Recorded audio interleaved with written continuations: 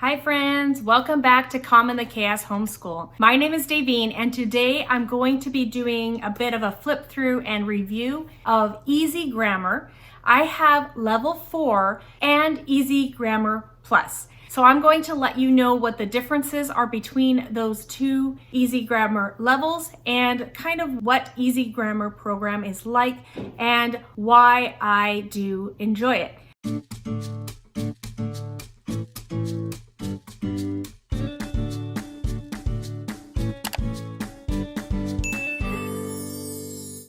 I have one daughter who is working on Easy Grammar Grade 4. So she's the one I first started on it. And I really like how it progresses in small, simple steps. When you pick up an Easy Grammar, you will get 180 lessons for the whole year. And each lesson probably would take your student, I would say, between 5 and 20 minutes. 20 minutes if your student struggles more with grammar. Now, we don't do Easy Grammar every day, even though it is a 180-day program. We probably do it maybe twice a week.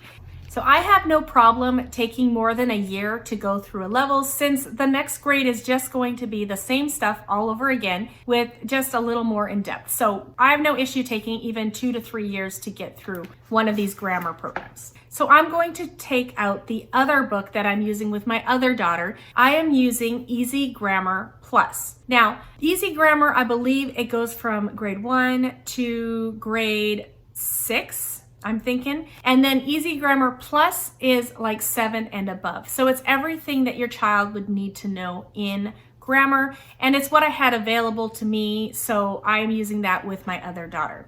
All right, so here is the Easy Grammar Plus student workbook. And I'm just going to show you some pages in here and show you how it kind of progresses through the different steps, step by step, small increments at a time. With Easy Grammar, you can purchase the student workbook, which will have no answers in it. It just has pages with the work. It doesn't have the answers, and it just has the work in there. And then you can also, if you wanted, you could get the teacher guide. Now, the teacher guide is very, very thick, and it is the same as the student notebook, except it has the answers as well. So what you could do if you didn't want to buy both of these, you could purchase the teacher workbook, and I believe it is fine for you to photocopy the teacher workbook. So I'm just going to show you here with the teacher notebook, since I've torn out my students' pages, I'm going to show you the progression of the Easy Grammar Level 4. I think that will give you a good idea of what I mean by small increments and how they teach step by step. So I'm just gonna... So here's my Easy Grammar teacher grade 4. So pretty much this is where it starts. It starts with prepositions, and they're wanting the student to memorize the prepositions, which I think is a great idea. I did not get my daughter to memorize them, but it does give a lot of activities. So hopefully they get it in their heads pretty well by the time they're done all the activities. So the first unit is on prepositions. And so if you're doing the teacher's guide, you would have the answer key on this side, and you would have the student guide on this side. And it tells you what page, because the student workbook, it's going to actually say page 2. So this part is the confusing part when you're marking your students' work. The pages do not line up. I almost wish that they would just count the student pages or something and not count the teacher pages, so that you wouldn't be on like totally different pages. But it does say right here what page number, so you just have to flip on the teacher side to see what page number you're looking for when you're doing your students. And like I said, you can photocopy this, so you could give this to your student and have them write it down. It would be very hard. I guess you could cover this up and the student can fill it out, and then you could check it if you wanted to not be photocopying. I suppose you could do it that way.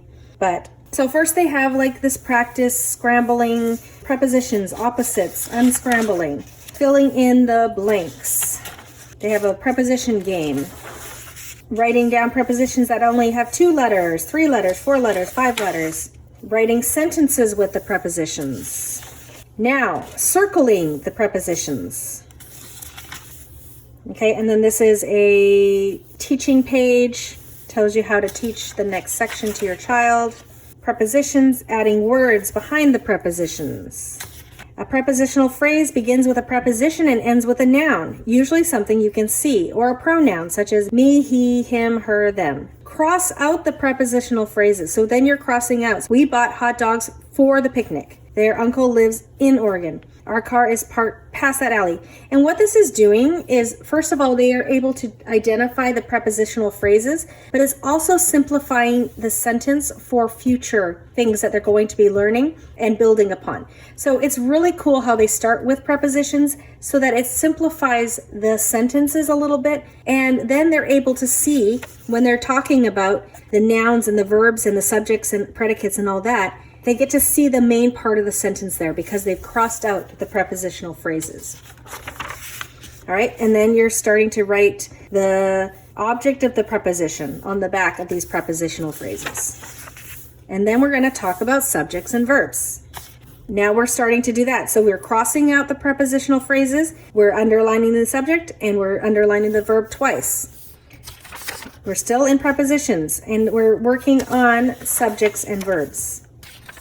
Okay, so compound subjects, imperative sentences, compound objects of the preposition, compound verbs.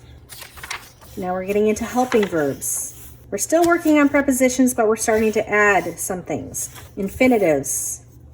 Okay, so I hope you can see why I like it. I like how they build step by step. Here's the preposition review. It looks like we're coming to the end of prepositions. And let's see what we're going to go into. Preposition test. And we are now in direct objects. So now the student is going to be writing the direct object. And so they'll do that for a while. And then they'll go into verbs. And your, it's, there. So I feel like each day is a reasonable amount of work. It is just one page. And for my daughter, she doesn't love a lot of mixing things up. So you can get easy grammar. I think it's, I'll have to look that up. I'll insert it at the bottom. And what they have is they have an easy grammar that every day is a review of different things. So you'll review subjects and predicates and capitalization and things like that. For this particular daughter, she needs more of a unit approach where you really focus on one area and practice and practice and practice before moving on to a different area. And I just love how they work step by step, work up to more difficult concepts. And that is really what we need. So that is the Easy Grammar Grade 4. And so I said I would talk about the Easy Grammar Plus workbook, and I have the teacher book as well. So what I'm getting from reading this is that this is supposed to cover all the way to what they would need in high school. So I'm working on this with my other daughter who does learn things a little more easily and quickly. And I think what I'm going to do with her is we'll go through it. And if it gets to a point where I feel like it is too advanced, then I'll just feel free to stop and maybe move on to the next section. So it still has each section. She's still starting with the prepositions and then moving into direct objects and things like that. So let's take a look at the teacher guide for this one. Okay, so we'll go in here. They do have at the very beginning of both books, I did not use the assessment, but they have an assessment so you can pre and post assessment so your student can do it and see what they know. I don't feel like my students know a lot of grammar, so I don't feel like it would be helpful for them to know what they didn't know before they started and then do the test after. I don't feel like that would make them feel good about grammar. So I did not give them the pre-test, and I probably won't give them the post-test either. I kind of avoid tests in general. So I did copy off the prepositions page to give her to have available. And today she was working on this page. She just started. And so they're just unscrambling. They're just going to be doing a bunch of activities with prepositions. We have the lessons, and then it looks like she's going to jump into the subjects and verbs a lot sooner than my other daughter did. So prepositions, subjects, and verbs, I think she'll be ready for that.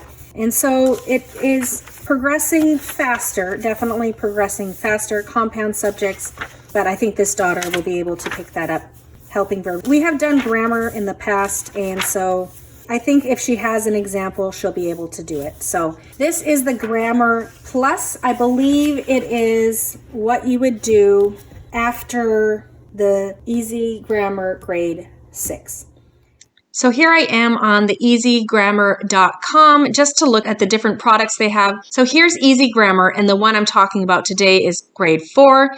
And then the Easy Grammar Plus was the 7 up to 12th grade level. So it's supposed to be all the grammar that your child needs to know by the time they graduate from high school. Now, the other one I couldn't think of was Daily Grams. So they have Daily Grams grade 3, 4, 5, 6, and 7. And what those are is every day you're doing more of a mix of different grammar. So you are practicing your grammar every day so you don't forget. So definitely valuable if your child knows their grammar, but they need daily practice. Great to have that. The Easy Grammar is more of a unit type approach where you're learning more in depth the different grammar concepts. I did not start with Daily Grams because I do not think my kids would. First of all, I don't think they know the things they need to know for Daily Grams. And my one daughter just has a hard time changing. So if something changes too much or if there's too many different types of problems on a page, it can be too overwhelming. So I did not go with that. But maybe for my other daughter, that might be something to move into once we finish our Easy Grammar Plus. So it goes from grade 1 to grade 6.